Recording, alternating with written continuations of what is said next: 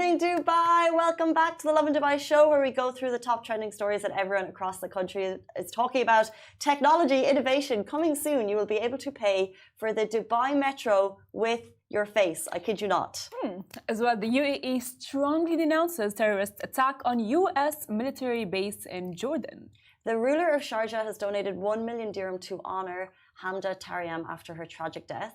As well, Dubai expat is thrilled to find lost items after 6 months. This story we know so well. Also, later on in the show, Dubai comedian Anand Rahman on the success of his viral interview series. All of that coming up. But before we get to all of that, we have got no cups in front of us. However, there is this Stanley Cup, you guys. Do you have it? Why? I think... Why? The thing is, what difference does it make? By the way, everyone in the office has it. There's a few, so I've noticed like 3 or 4, they're pastel. They've recently changed the colors of the pastel. So we were trying to figure out, in case you've been living under a rock with no access to internet for the last, I don't know when this craze started. It feels like me just in the last month.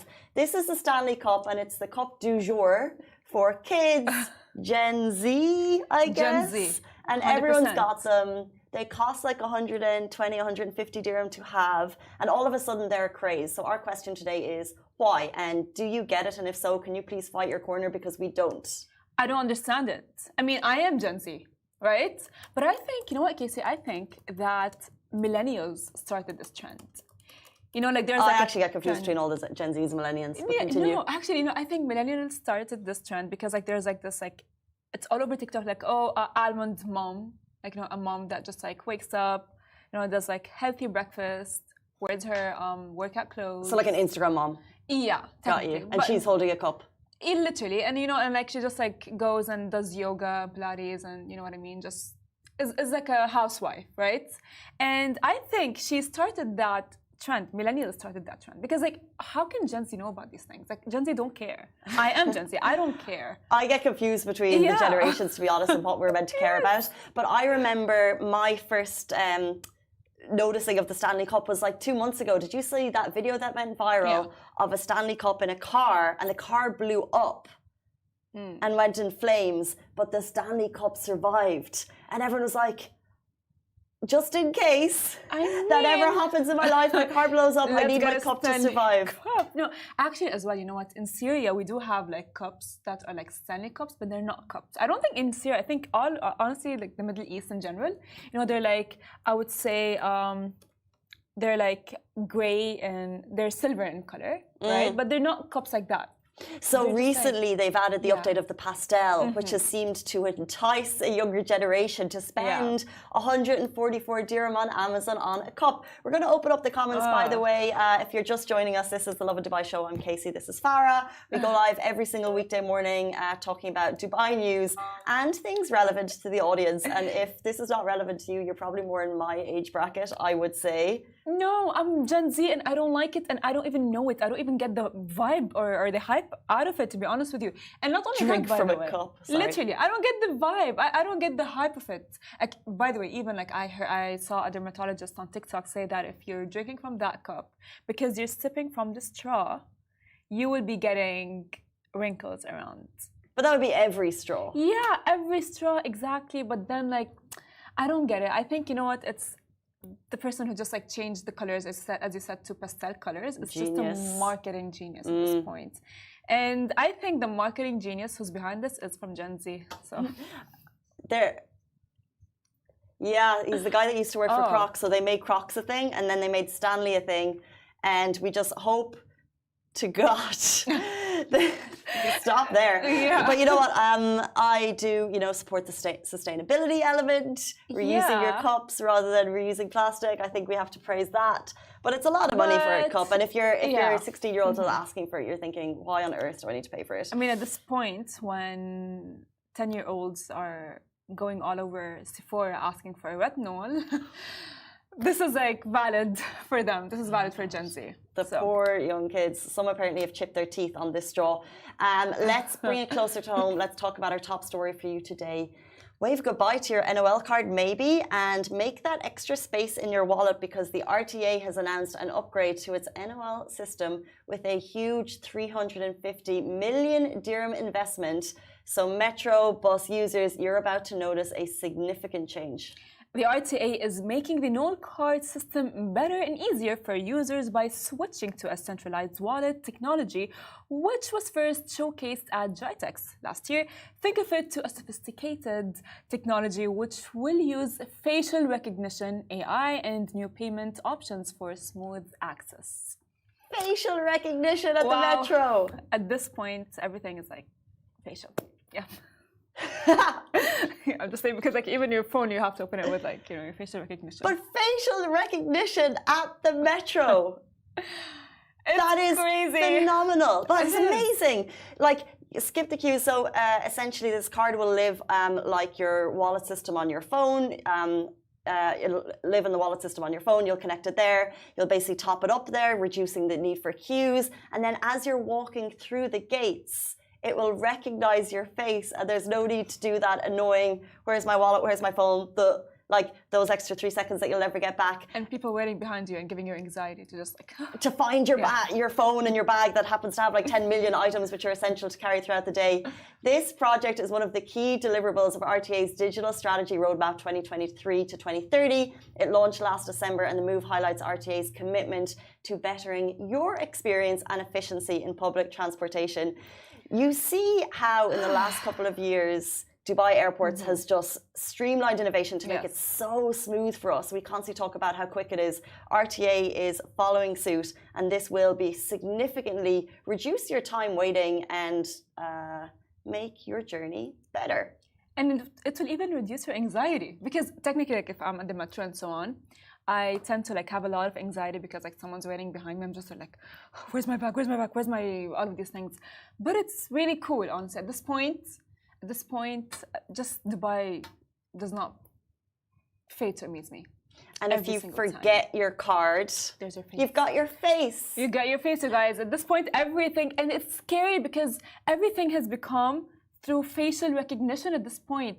I mean, come on, you guys. I'm really scared of the AI. You know, next, I don't want to like... This is AI. They're actually going to... This is part of AI. I know. I'm very scared. I am terrified of AI at this point. So. Thomas says giving a new meaning to FaceTime. Exactly. We love that so much. Yes.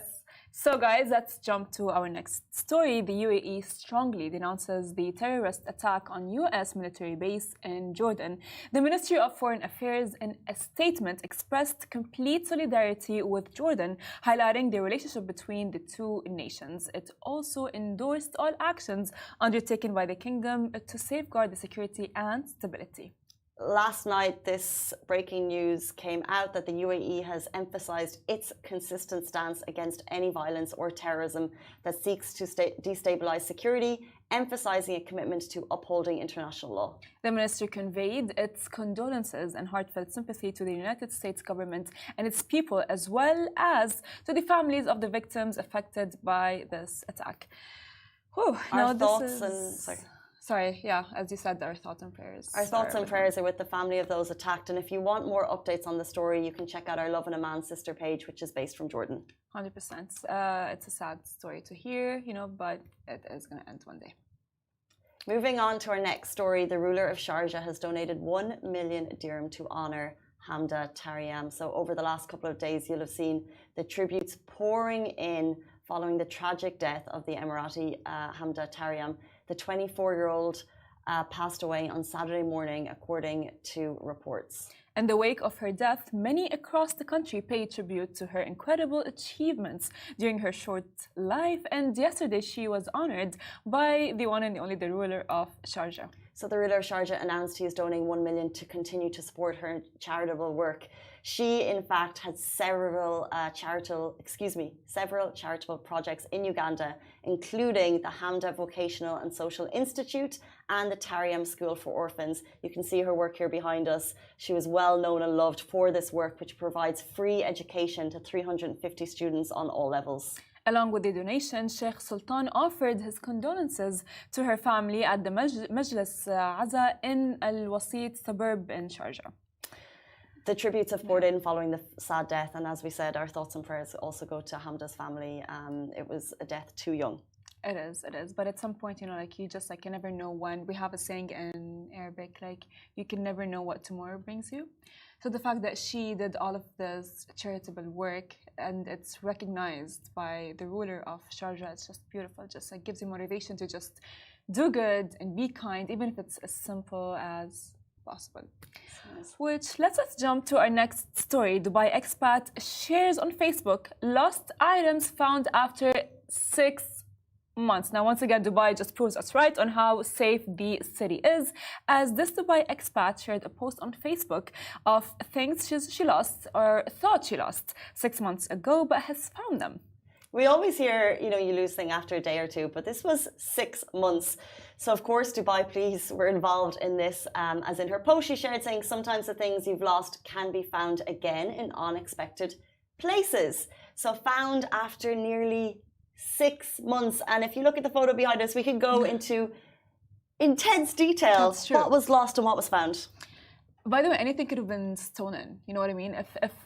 It's not only Dubai is safe, but people who live in Dubai as well know not to take things. Like, you know what I mean? It's like everyone knows their boundaries. Everyone knows where they stand in a way. Like, like if it was, I would say, not safe, maybe someone could have taken the Visa card and just like take up.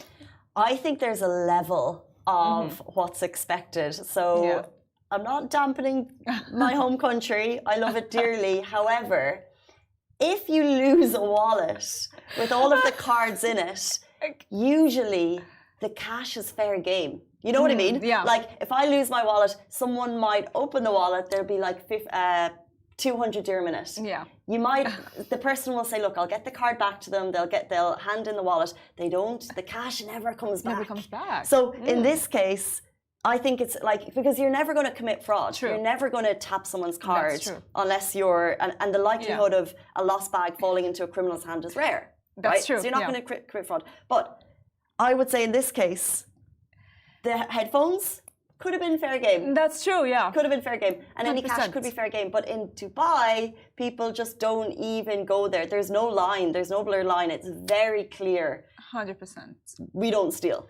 100%, which is amazing. Because like, at this point, as well, by the way, just like how it is in your home country, it's even worse in my home country. In my home country, if they would see a bag, even if it has nothing, they would just steal it. So she has everything. She has her ID, her Visa card, her lipstick, her Knoll cards, her keys, everything. It's crazy how blatant it can be. I remember I was sitting in the square in the middle of Dublin, and it was a busy square, and my bag was on the back of my seat. I know, probably shouldn't have been. But someone walked up to my table, lifted the bag, and slowly walked over to the other side of the square and just stood there. It was so blatant and so casual. And I ran after him and I was like, excuse me.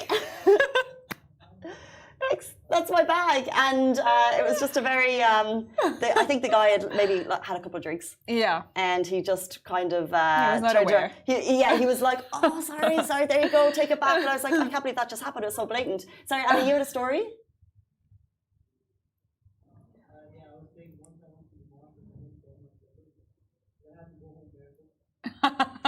Oh, I don't think that was intentional though, Ali. Oh my god, that's actually hilarious. That couldn't have been intentional. I mean, I don't think that was intentional because like that happens at the beach, like when you, let's say like you're swimming at the beach and you just like leave the water and you're like, like I've done it with my friends, I've taken their shoes by mistake.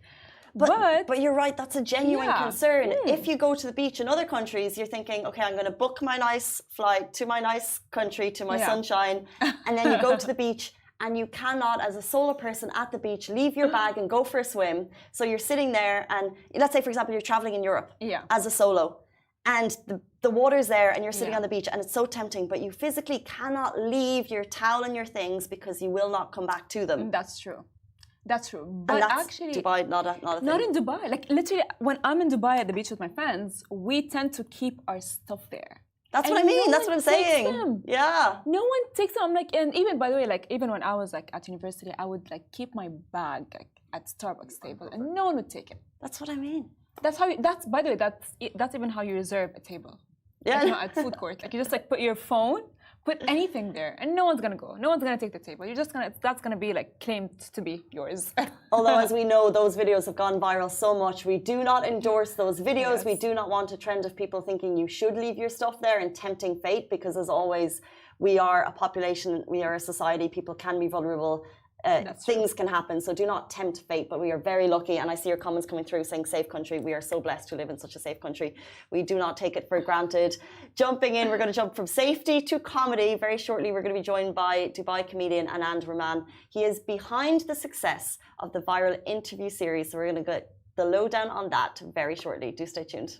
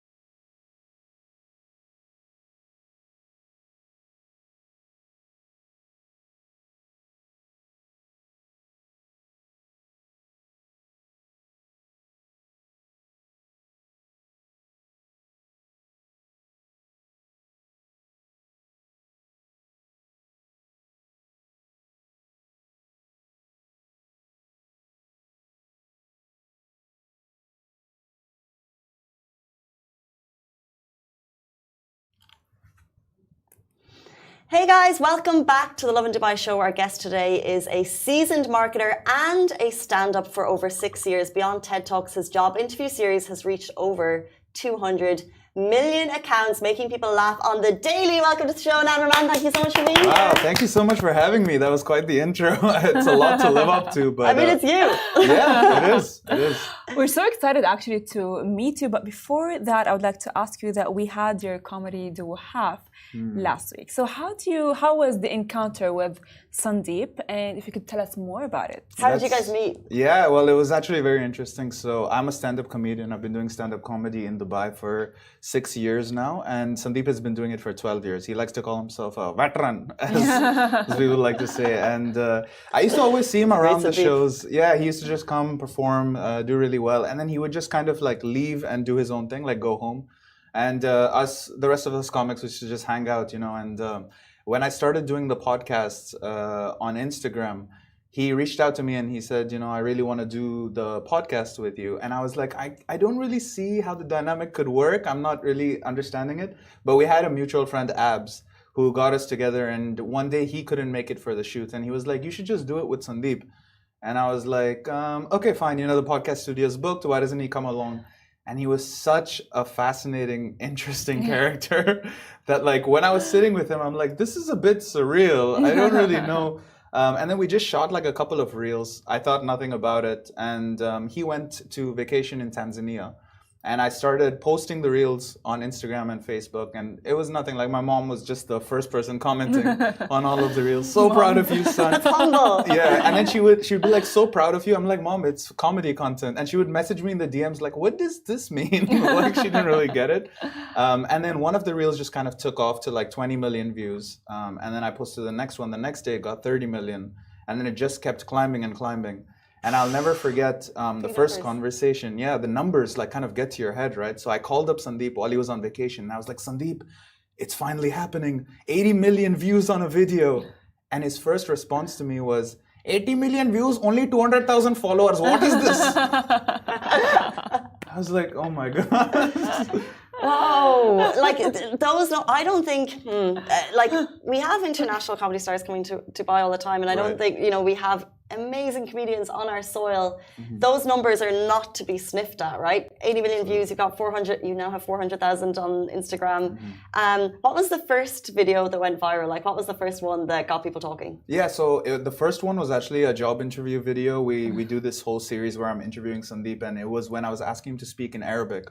And because it's so relatable to this region, it was really funny because, you know, a lot of us find ourselves in that situation when we're in an interview when they ask us to speak Arabic and we're like, mashallah.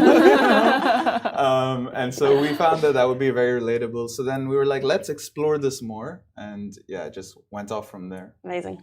Yeah, because you know what, we've seen that your interview series is like the most, you know, like figured out like in your with your content and so on. Yeah. So would you say that your interview videos are based off experiences that you have been through? Absolutely. Okay. Yeah, a lot of crazy interviews here in Dubai, you know, over the past few years. So I'll give you a bit of background into myself. So I moved from Buffalo. Well, I was born and raised here in Dubai, but then I moved back from the States after college. And I was just searching for jobs for about 5 years. I was living on my sister's couch, just like trying to find something. And there were so many shady places where they would try to pay me like an absurd salary, very low, or they would not offer me a visa, which is something that's not spoken about nowadays, but it used to happen back in the day where they would be like, okay, go through your probation phase, and then we'll see if you're worthy of a visa. And that was the thing. Like 3 months into it, I'd be like, can I stay here legally now? It doesn't happen anymore. You can complain if that kind of thing happens now. But yeah, there was a lot of toxic work culture that I had to sift through before I found the job that I'm working at now, which is an amazing company. So what do you think are like the most, you said the Arabic question we're all presented with in interviews, like what else are interview topics that are very relatable for the masses? Yeah, so I think being called into third round interviews is something we can all relate to. You know, we're spending gas money, we're spending emotional money, we're spending Emotional money. all of this. Just like, why do you need a third round interview? Salary expectations. You know, when we ask them for their budget and they're like, we want to gauge to see where you're at first, and you're like, what? Can you just tell me like what I'm working with here? Yeah. There's quite a few things. Like, you know, when they ask you like. I've been to one company where they asked me, okay, imagine you're on Mars and you had to recruit 5 other people to come on a spaceship with you on this expedition. I feel like Farah's been in this interview before. No, I haven't, thank God. Yeah. No, I haven't been, but you know, like I'm very like quick to know what to reply if like let's say such a question would What a ridiculous question to ask. Yeah, it's the most absurd things. Like they'll give you puzzles. Like there's 2 elves crossing a bridge with a light stand, and you know, there's been quite a few. Off the top of my head, one of the most often asked question is, why do you want to work for this company? Obviously, and you know, a lot of us can relate when we're just like, I just want to pay my diva bill. Do you have any advice for people on the back of that now, like having seen it all? And you probably get a lot of people messaging you. Yeah. So do you actually have like interview advice? Yeah, absolutely. I would say just definitely gauge the company culture, the atmosphere. You know, you want to work in a company where you can feel like they care about you just as much as you care about them. Like Sandeep says, ask not what the employee can do for the company, ask what the company will do for the employee. You know, he's gonna be like, bro, why did you talk in this accent? You do it great, Sandeep. Thank you. You do. And yeah, I think just gauge kind of the atmosphere. There's a lot of work culture here where you need to find the right environment, and I think that's super important. So actually, when I was like looking at your pictures today this morning, I thought I was like, I just woke up. I hadn't had my coffee yet. I'm like, oh my God, are we interviewing Andrew Tate? So for a second, then I'm like, oh, Farah, wake up. Andrew Tate from Dragon Mart. So can you do for us an impression of Andrew Tate right now? Go on, let's see. No way. Oh God. He came prepared. He is ready. My dear, we are live here in the Lovin Dubai studios. The Matrix is attacking us in real time. This stream is now dangerous because they are trying to attack me. And I am the top echelon of man. I am the top G, Farah. Would you like to have a drive in my Bugatti? It actually hurts me. Does it hurt you? Yeah. Why does it hurt you? Because I can't get behind what he stands for and what he tries to send out. So then when I have it here beside me, like you do it really strong. I appreciate that. I think he's going to handle like خلاص, like, with the persona of Andrew Tate. I think. Would you ever intentionally try to trigger people? Oh yeah, absolutely. I'm going to take these glasses off now because I'm going to be Andrew Tate the rest You're of the going to interview. say it. Yeah, so fun fact, he knows about me. He's seen the content and he reached out. I can't say exactly through what source, but he reached out on WhatsApp and he's like, who is this guy who's imitating me? And then they were like, oh, he's a stand-up comedian. And then he was like, okay, fine. A lot of people need to understand, I like to make divisive content. I've been working in social media for 6 years. I'm very good at knowing what goes viral at this point.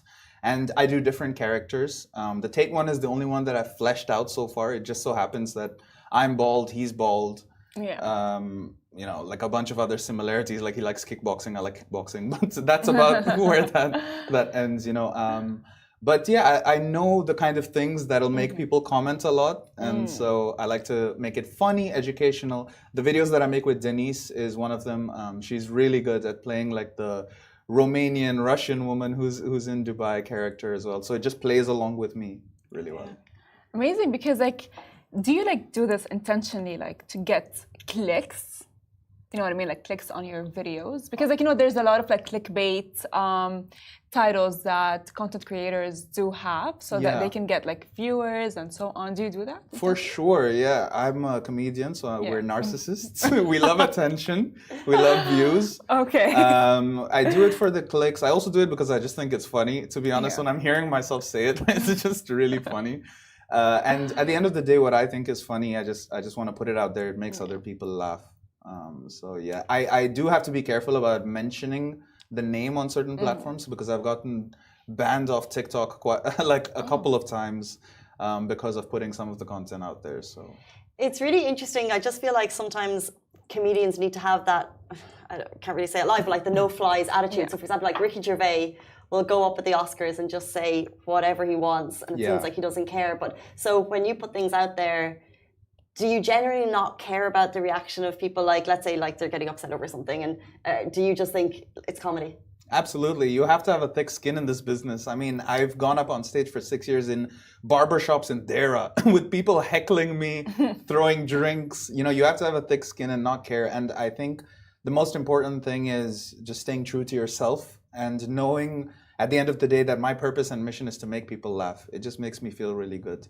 And so if I can brighten someone's day, it's... Have you always been like funny? Were you the class clown? Have you always been like the kind of a person that, you know, says something in, let's say, a group setting with your friends, and people go like, oh wow, that's actually hilarious. Yeah, I think definitely it was for a self-defensive mechanism for a bit. I used to be obese and I went to an all-boys school in Sharjah. So that should say a lot about it. I used to only see women at the end of the day when we would go near the bus, and that was our time for the Riz, you know? That was like, we had 2 minutes when we'd be like, okay, behind bus number 32, you know, Aishwarya is gonna come through. What am I gonna say? And then the other boys are like hitting you on the back. So like, we had to be funny. We didn't have time, you know? The Arabic substitute teacher would come and like be yelling in the class, and I used to always be drawing on the tables like these sketches and stuff, and then they would get annoyed at me, but always the class clown, for sure.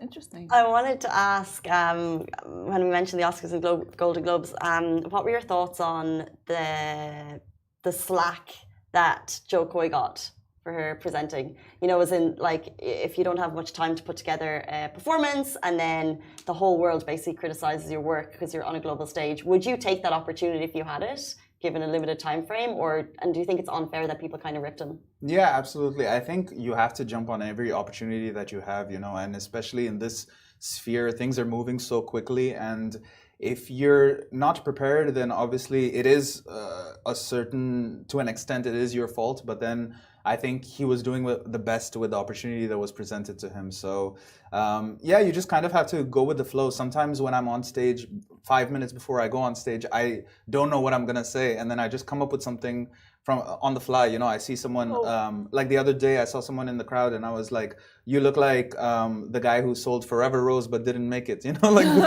he had like the same like waxed hairstyle. I was just hating on him because he had hair. You know, I dream of the day I have follicles. All those people with that hair. It was hate, you know, life. That takes a lot to do that. Yeah, of course. I mean, as well, like, you know, because like being in comedy is not for the weak and it's not easy, right? Yeah. It's not easy as well to maintain. So like, what's your dream move? What's next in the comedy industry in general? Yeah, I think the comedy scene here in Dubai has blown up so much over the past few years. In the beginning, there was just one place where all of us would conglomerate over the weekends, like, please listen to my jokes. And now there's like multiple different amazing producers. There's Comedy Kicks, there's Flamingo Live, there's Mad Cat Comedy. And I think the main goal for me is to just take it global. I want to go and show the world that I'm not just the guy who creates content or job interviews or Andrew Tate. I want to go out there and you know, flex my funny bone. We haven't announced it yet, but I guess now I'm live and I kind of said that we haven't announced it, so I might as well just say it. Yes. Me and Sandeep are planning to do a tour in India, which is going to be our biggest crowd yet. It's going to be about 5 to 6 cities: Bangalore, Mumbai, Hyderabad. Very exciting stuff. It's happening in March. And we're going to have some shows in February as well. So this coming year is just going to be about stand-up globally. Thank you. That's so cool. Thank you. Good luck. Make sure to send us videos of, you know, your comedy with Sandeep. That would be hilarious for us to have, like, let's say, I don't know, a skit, a few guys making jokes together. That would be such a cool combination, I would say. So if you are to criticize the comedy industry, like, you know, like, let's say in Dubai, what is one thing, like, if you can make it better or criticize it in a way, like constructive criticism, what is one constructive criticism statement that you would give? That's a very good question, actually. I feel like I'm in a job interview. No, I'm joking. That's actually... At Elves. Yeah, at Elves. I would say, I think because the scene is so small and we're such a tight-knit community, we should all be there for each other I'm looking into the camera because some of them, you know who I'm talking about. But but it's because it's such a small knit community. There's also a lot of scarcity mentality where people think, oh, that person doesn't deserve it. I deserve it. If they get an opportunity that's big, I'm not getting an opportunity that's big. And there's a lot of there can be a lot of backbiting, gossiping, those kind of things, which I think we need to all just stick together because there's so few of us here. Really interesting. Yeah. Thank you for that honest answer. We've jumped from impressions and we want to play a quick game, but before we get there, I have to tell you I'm a big fan of puns. Oh, lovely. Amazing. And one of the series that Anand does on his Instagram is that you will, or TikTok, do you still have your TikTok account or did you So I deleted it yesterday. Yeah, I finally took it down because I wanted to start fresh. But I used to put a lot of my pun videos out there. I'm a pundit of sorts. Yeah. Sounds like punishment now. So what if we throw out one or two words? Go for it. Oh my days. Okay, I haven't prepped this. So maybe I'll say a word and then you'll say a word and he needs to make a pun of it. Okay. Sure. I don't know if this is possible. What about You can do it. You can do it, Casey. Burj Khalifa? Can you do that? Let's start with like one word. Oh, can you do that? Okay. Flying. Flying. Okay.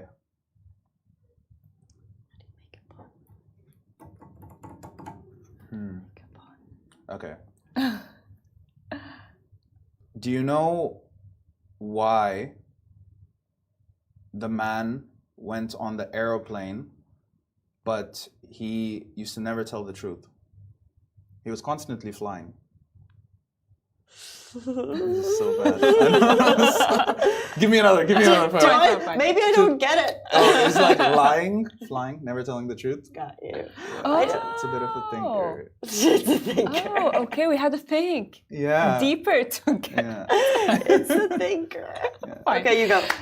She was like fair enough No, I want one more. because her name's Farah. Fair enough. Okay, fine. Better. I mean, come on, my name. Fine. Let's make one. Fair enough. I love that. Food. Okay, foods. Yeah, food. Did you okay? Did you hear about the girl named Fala who never tied her shoelaces? No. Fala fell. This is why we put people on the spot. It's amazing. We're going to do some more, if you don't mind. Yeah, Less puns, more. We want to learn what gives Anand the ick. Yes. So icky is just like, it just makes you feel a bit gross. Yeah. So you doing the Andrew Tate impression. Gives you guys the ick. Understandable. Okay, so we're going to do a few more. Yes. So let's start with smelly feet. Ick. Yeah, I can't course. stand the hygiene. Yeah. I mean, some people are into it. I'm not. Oh. I can't. It's not me. Like, just take showers. You know. Like, Take showers. Yeah. Who's into, because the reason you mentioned a foot fetish on your page, I'm like, who's into smelly There's feet? a lot of weird people out there. You would. Smelly feet? I can't put her on blast, but Okay. there's. I can't mention her name. You know who you are out there. There's some people who I've gone to work out and then afterwards she's like, no, it's fine. Just don't clean up. Yeah, I like the smell clean of up. you after the gym. Say no more. And I'm like, I can never Oh, see God. you. Yeah. Oh God, that's Say no more. When I get banned on Lovin Dubai. The last we saw of him. WhatsApp about work. WhatsApp about So like work? WhatsApping about work stuff. Ooh. oh. The worst. Double I just want to say it's 2024. We should stop adding people to WhatsApp groups for work without their consent. Ask me first. I'm just like, there's 5 different work groups. I don't know what's going on. Sarah's like, where is this meeting invite? I'm like, I don't even know who you are. It's the worst. I hate it, yeah. Valid. And also after work hours, when it's like 8 or 9 p.m., I'm like, I am trying to watch Succession. Valid. So valid. Yes, please. Can someone like take a note of that? Valid. Influencers. Yes. Oh. Yes, it's icky. I don't like. There's a lot of influencers that I think they use the name to kind of propel their ego, And I'm an influencer, I guess, myself too, which I don't like to label myself as one. I like to label as the comedian first. But yeah, the going to a restaurant, eating the pasta, and then having to take the picture without enjoying the meal or enjoying the conversation is an ick. But it's also because influencers gives me PTSD from my previous job. So because I used to do social media, one of the jobs was to get influencers to come to restaurants and review our food. I worked in food and beverage. And so I would be like, hey, show up at 6 p.m., just take some pictures, enjoy the food, you know? And then my manager would come up to me and say, Anand, no, what do you mean you're going home? You have to go to the restaurant and make sure they take pictures of the food. And so, Casey, Farah, I would stand there behind them, watching them as they ate the food, and I had to be like, oh, could you just take a picture of that? And I had to stay there for like an hour just watching them eat their food. That's awkward. That's icky. Yeah. That's really icky. That's awkward. Well, speaking of that, which by the way looks like a work date. So dating in Dubai gives you the ick or not? It really depends where you try to date in Dubai, because there can be like, if you're going on Tinder, you're just doomed for failure, you know, unless you like massage cards on Tinder, because Tinder is just rifled with like scams. Scams. Dating in Dubai, I think people are often on an exit flight out of Dubai, is what I always like to say. They're on a transit flight out. Like one of my exes, she used to always say, I want to move to Canada. And I would be like, babe, it's really cold. Why do you want to go to Canada? Dubai is amazing. It has good weather most of the year, I would say. And she'd be like, no, I want to go somewhere where it's really cold. So I took her to Ski Dubai, just to keep her happy. But yeah, dating in general. And together, not so much. Yeah. We know how that one worked out. Yeah, dating in Dubai, they want to see what car you drive. They want to see if you've got a place to live, if you have a valid visa. Why do we have to have all these restrictions on ourselves? You know, like let's just fall in love spiritually. I'm sensing a no here. I'm sensing not a fan. Yeah, not a fan. Okay, we've got time for two more. Okay. Men and women platonic friendships. Oh, Should I bring out the Tate glasses again? Maybe, Go yeah. on. If you feel so strongly. I don't feel so strongly about it. I just feel like Interesting. men, as a man, speaking as a man, last I checked, it's hard for us to build platonic relationships without there being some kind of underlying thing involved in it. Usually men want something more and they don't let on to it. They just kind of like lurk around in the background like, hey, I think your boyfriend is so mean to you and I don't think he's doing the right thing. But really you're just like, okay, Richard, calm down. I don't know why Richard was the first name. Richard is a great guy, by the way. I have a vibe in here that Richard is the most amazing person ever. And I feel like based on your laugh, Richard is our boss, my brother, by the way. I knew that. Okay. I could tell. See, spiritually, there's an energy coming from Richard. Did you actually know he's my brother? Yeah, actually. Okay. I got to know because one of his best friends is actually my boss, who is the most amazing person in the world from my company that I work for full time, which is LMTD, one of the best companies in Dubai. It's a social media agency. Shout out, Will. Love you. This was entirely paid. This entire whole thing segment was just planned. for Yeah. that. Richard brought me in. We're so good at native advertising, don't you know? Yeah. So Richard, lurking in the background. Lurking in the background. He wants to know, if you're feeling down about your boyfriend, he's just like, I'm here to comfort you. I'm here for you. I also feel like after a certain point, Farah, don't you think that feelings end up getting involved for one or the other party, and then they end up feeling bad about? I don't think so. I think depends. Like if I know the guy like since like school, no, I'm not gonna develop feelings. I'm gonna look at him as a brother, and I don't think he's gonna develop feelings for me either, because he's gonna look at me as like a sister. You know what I mean? I feel like such platonic friendships, are like healthy. Let me ask you this. If you told your parents, with that friend that you were from high school with, that I'm going to spend the day watching movies with him and then we're going to have a sleepover or something, would your parents be okay with that?